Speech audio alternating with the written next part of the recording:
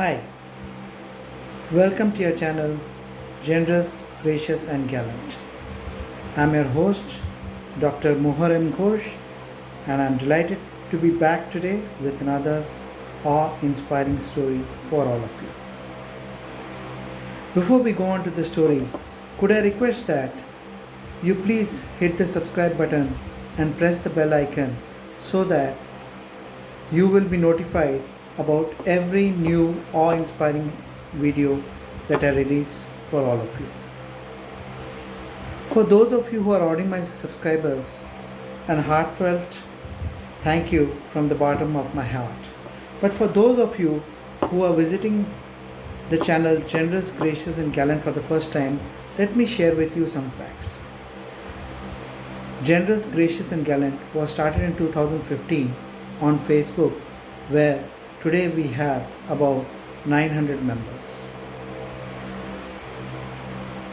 On WhatsApp we have about 120 members, and on the channel Generous, Gracious and Gallant on YouTube today we have crossed the landmark of 109 members. The purpose of the channel Generous, Gracious and Gallant is to share with you the stories of mankind at their very best and to share daily inspiration with you. We have been doing this now for 5 years, and this is to enable you to put your best foot forward every day.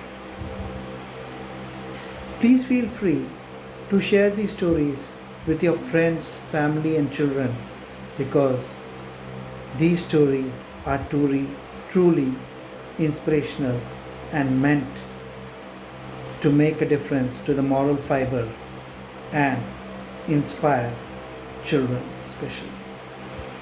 Coming to our story, the person I'm going to be speaking to you about today is Dr. Edward Bloch. He is perhaps the only Jew who Hitler personally ordered the Gestapo, his dreaded secret police, to take care of personally. Gestapo protected Dr. Edward Bloch, who was a Jew. Hitler personally expressed his admiration for Dr. Edward Bloch and gifted him a painting which Hitler himself had painted. Let's learn about Dr. Edward Bloch. Dr. Edward Bloch was born in 1872 and he studied medicine in Prague, joined the Austrian army as a medical officer and was stationed in Linz between 1899 to 1901, upon which in 1901 he started his own private practice in Linz. Dr. Edward Bloch was highly regarded by the poor and low income personnel in Linz, Australia, because the doctor was known to be very compassionate, kind, and also to waive his fees multiple times for the poor, despite making trips at late nights and odd hours. He frequently gave away his fees to ensure that the poor had medical treatment. Hitler was the first member of his family to undergo treatment for cold and tonsillitis in 1904 from Dr. Edward Bloch. In 1907, when his mother Clara Hitler fell sick with cancer, breast cancer, she was treated by Dr. Edward Bloch. Frequently the doctor charged them very low fees or no fees at all, as he was aware of the economic condition of the Hitler family.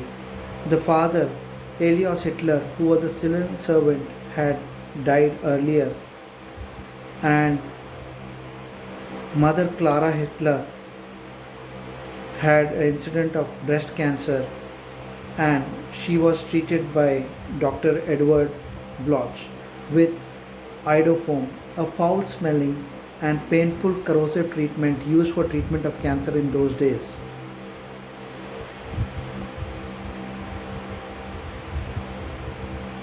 When she died of breast cancer after the treatment,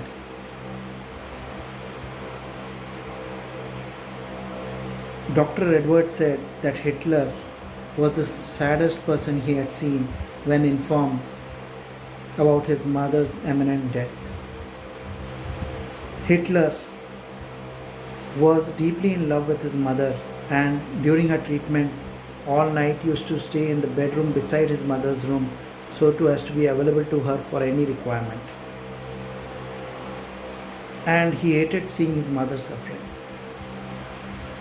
Dr. Edward Bloch also said that the love and affection between mother Clara Hitler and son Hitler was so deep that both looked after each other.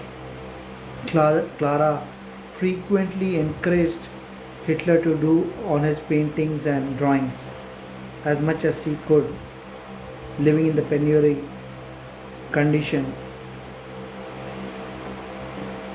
Post his mother's death, Hitler said that he will forever be grateful to Dr. Edward Bloch, and in 1908, a painting made by Hitler was sent to Dr. Edward Bloch as a gift of appreciation.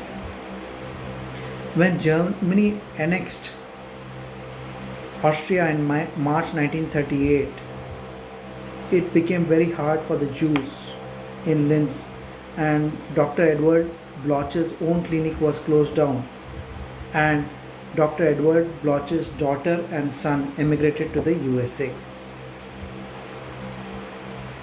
It is at this point that Dr. Edward Bloch wrote to Hitler reminding him that he had treated his mother for her breast cancer condition in 1907. Immediately, Hitler ensured the following: 1. Special protection by Gestapo for Dr. Edward Bloch while all other Jews were being sent off to concentration camps and their property were being confiscated. Complete support to Dr. Edward Bloch to keep other Jews also at his residence. Third, Dr. Edward Bloch was helped with the formalities for immigration to the USA. The sale of the property of Dr. Edward Bloch went off without any official hindrance, whereas all other Jews had to pay the flight tax, and most of the properties was also appropriated by the German Gestapo and Nazis. While all others were allowed to take out only 10 Reichsmarks on when they went out of the country, Dr. Edward Bloch was allowed to take out 16 Reichsmarks. For the 3 years during the process of his immigration papers, he was protected by the Gestapo police and he was given all possible support, so much so that he was allowed also to keep other Jews and save them from extermination.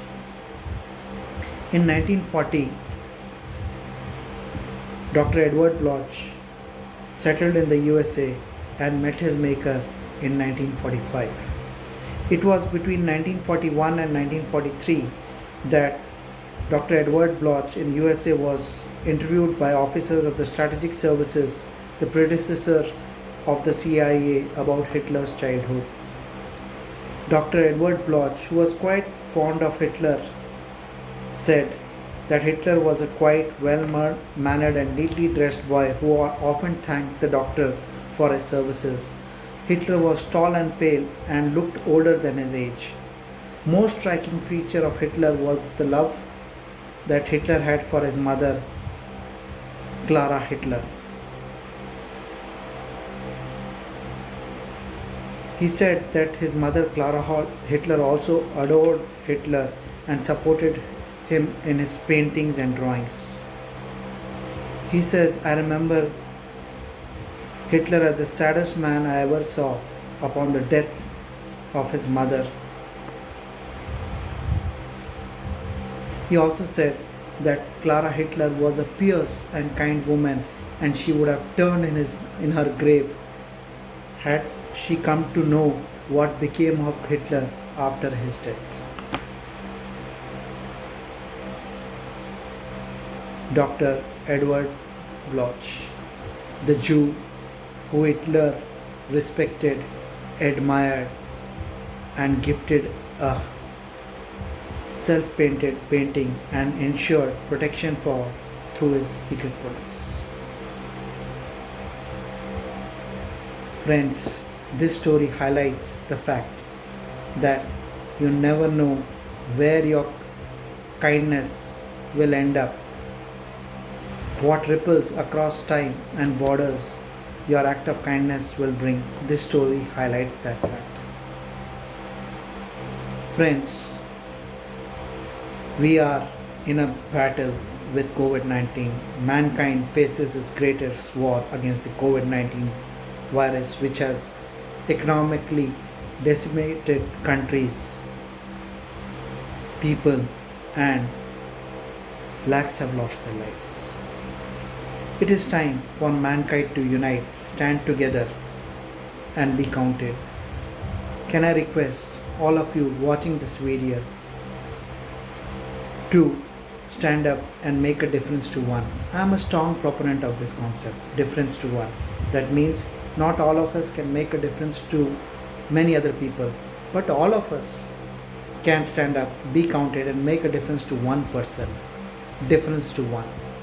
You be rest assured that your act of kindness will send out ripples which will make a difference. This very story of Dr. Edward Bloch highlights that acts of kindness show their effects across borders, across years, across time, and you don't know where your act of kindness will end up making a difference. So, please stand up, be counted, make a difference. Friends, could I request all of you watching this video to please hit the subscribe button and press the bell icon so that you will get every notification of every awe-inspiring story of mankind. Till we meet again with another awe-inspiring stories for you, your family and children. Please, I request you, these are COVID-19 times, difficult times. Please stand up, be counted, be safe, maintain social distancing, wear a mask, ensure that you do small acts of kindness which will make a difference. Thank you. Till we meet again, good luck, all the best. Stay safe.